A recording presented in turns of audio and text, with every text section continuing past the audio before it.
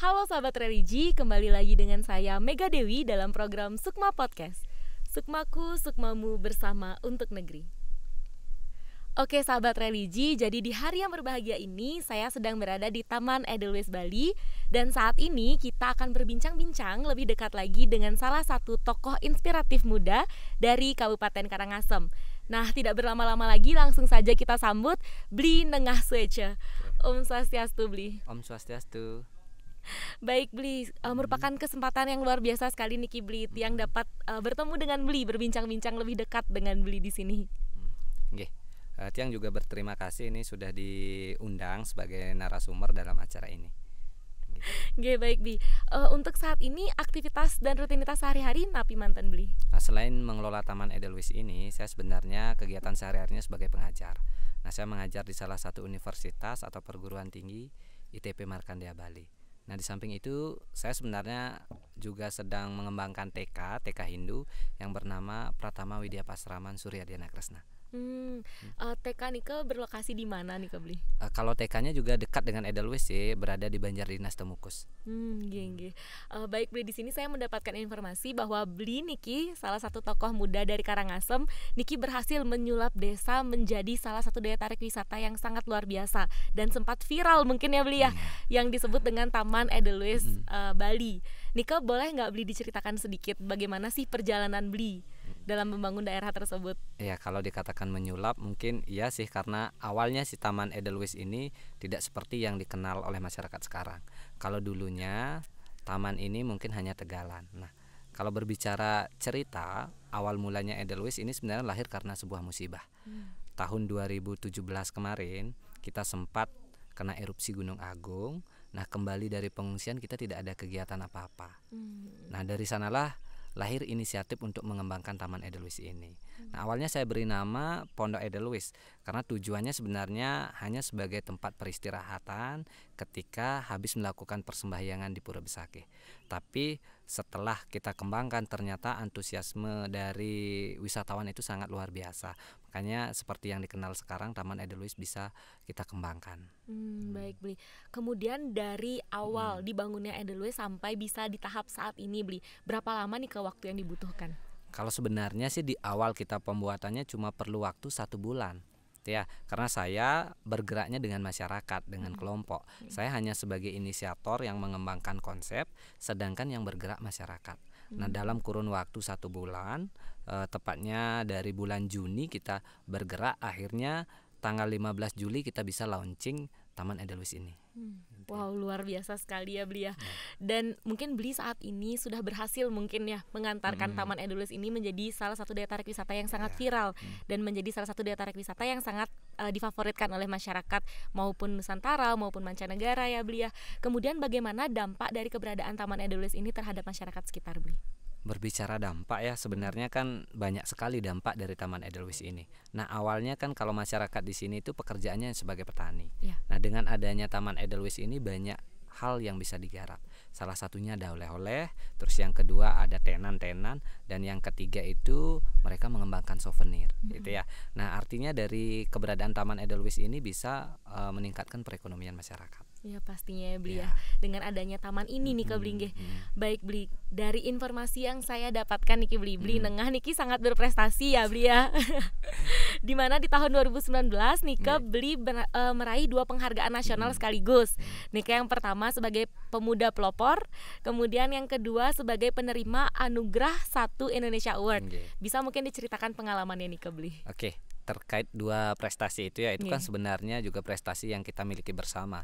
Nah, kalau pemuda pelopor itu karena saya kemarin berhasil itu ya menghantarkan kepeloporan pengembangan Taman Edelweiss ini. Itu sebenarnya nanti teman-teman kita yang memiliki kreativitas pengembangan potensi desa bisa untuk mengikuti ajang itu. Nah, terkait 1 Indonesia Award itu sebenarnya juga suatu ajang prestasi yang kita bergerak di bidang lingkungan. Nah, karena di sini saya bergerak di Taman Edelweiss, itu salah satunya adalah konservasi tanaman, itu yang saya bawakan. Nah, dari sanalah saya membuat cerita. Sebenarnya ada salah satu cerita, salah satu buku judulnya Lembah Putih. Nanti teman-teman di Google bisa di searching gitu ya. Lembah Putih itu sebenarnya cerita tentang lahirnya Taman Edelweiss dan konservasi tanaman Edelweiss.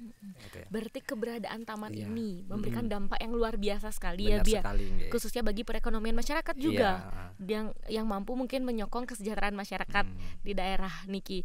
Kemudian dari proses-proses yang sudah Beli jalani Beli Nggih. di Kaliku, mungkin kendala-kendala yang dihadapi dalam membangun Taman Edelweiss ini seperti apa Beli? Nah, kalau berbicara kendala itu sebenarnya banyak sekali ya. Mulai dari kita perizinan. Awalnya kan kalau kita buat usaha pasti yang susah itu adalah perizinan. Nggih. Nah, perizinan itu sangat luar biasa. Kami hampir 1 tahun lebih itu mengurus izin biar bisa kami melakukan yang namanya pungutan retribusi.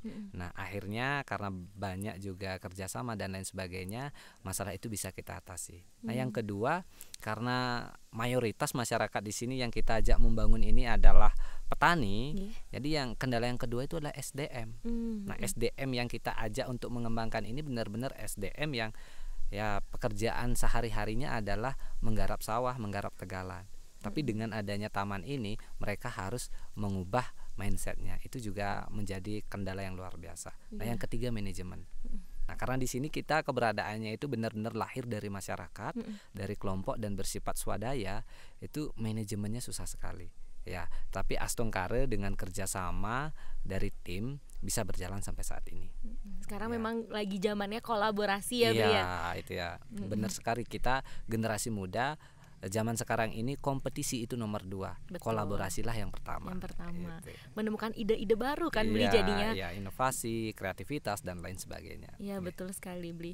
Nah, dari Beli sendiri Beli, Nggih. apa sih sebenarnya yang menjadi keinginan Beli, kenapa sampai ingin kembali ke sini kemudian membangun Taman Edelweiss Bali ini di sini? Nah, kalau Tiang kan sebenarnya saya filosofinya dimanapun nanti kita berada, tanah kelahiran tidak bisa kita tinggalkan. Betul. Ya, kata orang kan setinggi-tingginya bangau terbang pasti ke kubangan juga.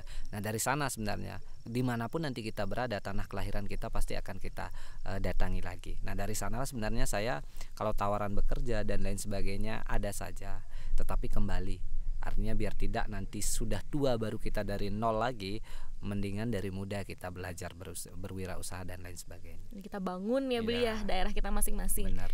Supaya lebih maju ke depannya ya Beli ya. Beli tidak terasa mungkin perbincangan kita nih Beli yang mungkin sangat seru sekali nih Ki. Saya juga mendapatkan insight-insight baru dari Beli. Mungkin saat ini sekarang Beli bisa dapat memberikan closing statement Beli kepada generasi muda kita. Apa sih harapan Beli ke depannya khususnya untuk masyarakat sahabat religi dimanapun berada Beli? Silahkan Beli.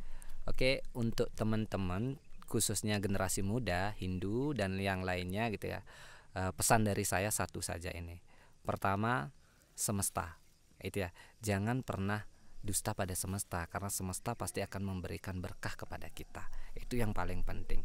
Nah, di samping ada berkah dari semesta, tetaplah berkarya dan tetap bersyukur dan ikhlas. Itu saja dari Tiang. Baik, luar biasa sekali Beli Nengah Swece, sedikit tapi mungkin sangat bermakna ya Beli ya. Baik Beli, di sini saya mewakili tim Sukma Podcast mengucapkan terima kasih Beli yang sebesar-besarnya. Tiang juga berterima kasih karena sudah diajak untuk berbincang-bincang, tentunya sharing biar generasi muda nanti ikut juga mengembangkan potensinya masing-masing. Astungkare Beli dimanapun berada Beli ya nggih. Ya. Siap. Oke sahabat religi, demikianlah tadi obrolan kita bersama Beli Nengah Swece. Dan semoga segala hal yang kita perbincangkan tadi dapat bermanfaat bagi sahabat religi dimanapun berada. Ikuti terus tayangan Sukma Podcast dan jangan lupa untuk like, komen, dan subscribe channel YouTube kita di sini. Sampai jumpa di tayangan berikutnya.